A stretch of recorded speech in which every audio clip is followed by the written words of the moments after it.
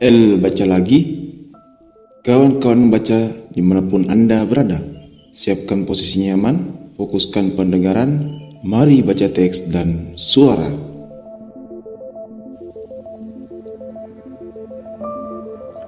Sapiens, karangan Yuval Noah Harari. Bagian pertama, revolusi kognitif. Pada subbagian tulang belulang dalam kloset, kita akan membahas Homo sapiens adalah satu-satunya spesies manusia yang masih hidup hari ini. Namun sebelumnya, ada beberapa spesies manusia lain yang berevolusi di berbagai belahan dunia seperti Homo neanderthalensis dan Homo erectus. Manusia pertama kali berevolusi di Afrika Timur sekitar 2,5 juta tahun yang lalu dan kemudian menyebar ke seluruh dunia.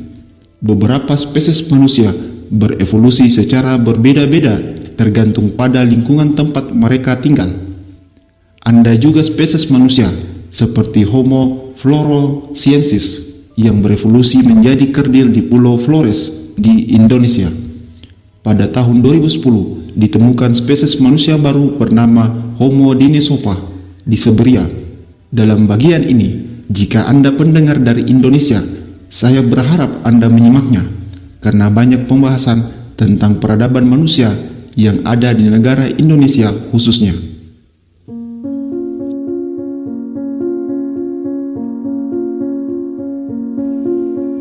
Subbagian 1, tulang belulang dalam kloset. Homo sapiens menyembunyikan sebuah rahasia yang bahkan lebih mengusik. Kita tidak hanya memiliki berjibun sepupu tanpa peradaban. Pada satu masa, kita malah punya saudara, perempuan dan laki-laki seperti itu. Kita dulu berpikir hanya kitalah yang manusia, karena selama 10.000 tahun terakhir, spesies kita memang benar-benar satu-satunya spesies manusia yang masih ada. Namun, makna sejati dari kata manusia adalah binatang yang masuk dalam genus Homo. Lebih dari itu, seperti yang akan kita lihat pada bab terakhir buku ini, dalam waktu yang tak begitu lama, pada masa depan kita kemungkinan akan bersaing dengan manusia-manusia non-spesies. Untuk memperjelas poin ini, saya akan sering menggunakan istilah sapiens untuk merujuk ke anggota-anggota spesies Homo sapiens, sedangkan istilah manusia dipertahankan merujuk ke semua anggota genus Homo yang masih ada. Deskripsi gambar 2. Saudara kita menurut rekonstruksi spekulatif Homo rudolfensis Afrika Timur, Homo erectus Asia Timur, dan Homo neanderthalensis Eropa dan Asia Barat. Semuanya adalah manusia. Manusia pertama kali berevolusi di Afrika Timur sekitar 2,5 juta tahun yang lalu dari satu genus kera yang dinamakan Australopithecus, yang berarti kera selatan. Sekitar 2 juta tahun yang lalu, sebagian dari manusia kuno laki-laki dan perempuan ini meninggalkan tanah air mereka dalam perjalanan melintas dan menetap di area luas Afrika Utara, Eropa dan Asia. Karena untuk bertahan dalam hutan-hutan bersalju di Eropa Utara memerlukan kemampuan-kemampuan yang berbeda dari yang diperlukan untuk tinggal di belantara Indonesia yang hangat. Populasi manusia berevolusi ke arah yang berbeda-beda pula. Hasilnya adalah beberapa spesies berbeda yang masing-masing oleh para ilmuwan ditandai dengan nama Latin yang mentereng. Manusia-manusia di Eropa dan Asia Barat berevolusi menjadi Homo neanderthalensis, manusia dari lembah Neander, yang secara populer dirujuk begitu saja sebagai Neanderthal. Neanderthal yang lebih gempal dan lebih berotot daripada kita, sapiens, beradaptasi baik dengan iklim dingin Eurasia Barat pada zaman es. Semakin ke timur, wilayah Asia dihuni oleh Homo erectus, manusia tegak, yang bertahan mendekati 2 juta tahun, menjadikannya spesies manusia paling awet. Rekor ini agak tak tahan terpecahkan bahkan oleh spesies kita sendiri. Namun patut diragukan apakah Homo sapiens masih akan ada dalam kisaran 1000 tahun dari sekarang. Jadi 2 juta tahun jelas bukan tandingan kita. Di Pulau Jawa, Indonesia, hidup Homo soloensis, manusia dari lembah Solo yang cocok dengan kehidupan di wilayah tropis. Di pulau lain Indonesia, Pulau Kecil Flores, manusia kuno menjalani proses pengerdilan. Manusia pertama mencapai Flores ketika permukaan air laut sangat surut dan pulau itu dengan mudah bisa diakses dari daratan utama. Ketika laut pasang, sebagian orang terperangkap di pulau yang miskin sumber daya. Orang-orang besar yang membutuhkan banyak makanan mati lebih dahulu, sedangkan orang-orang yang lebih kecil bisa lebih lama bertahan. Selama beberapa generasi, orang-orang Flores menjadi kerdil.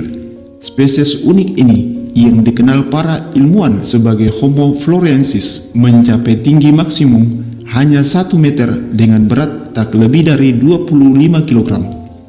Meskipun demikian, mereka mampu menghasilkan peralatan dari batu dan bahkan terkadang berhasil memburu gajah-gajah pulau tersebut, walaupun biar adil, gajah-gajah juga dari spesies kerdil.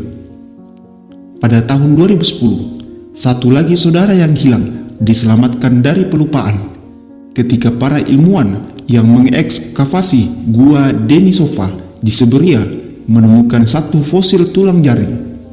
Analisis genetik membuktikan bahwa jari itu milik spesies manusia yang sudah dikenal sebelumnya, yang dinamai Homo Denisova.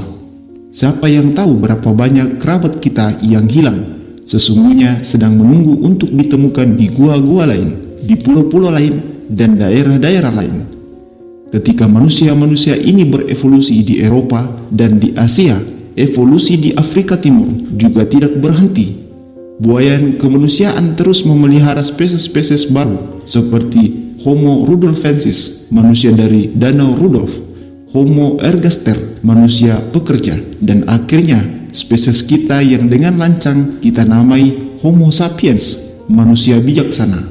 Para anggota dari sebagian spesies ini berbadan besar dan yang lainnya kerdil.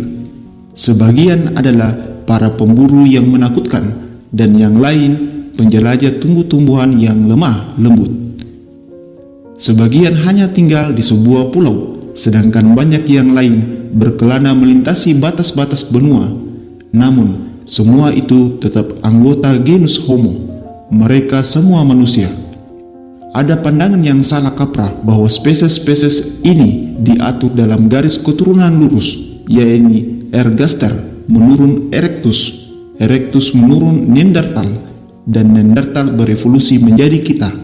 Model linear ini memberi kesan keliru bahwa satu kurun waktu tertentu hanya satu tipe manusia yang menghuni bumi, dan seluruh spesies sebelumnya semata-mata model-model yang lebih lama daripada kita. Yang benar adalah bahwa dari sekitar 2 juta tahun yang lalu sampai 10.000 tahun yang lalu, dunia menjadi tempat hunian pada waktu yang sama bagi beberapa spesies manusia.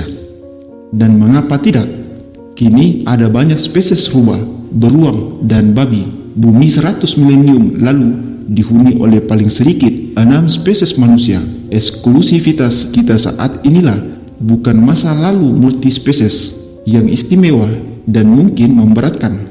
Sebagaimana akan kita lihat segera, kita, sapiens, memiliki alasan yang baik untuk menindas memori tentang saudara-saudara kita. Bersambung ke sub bagian 1, harga dari berpikir. Sekian dan terima kasih. Semoga bermanfaat.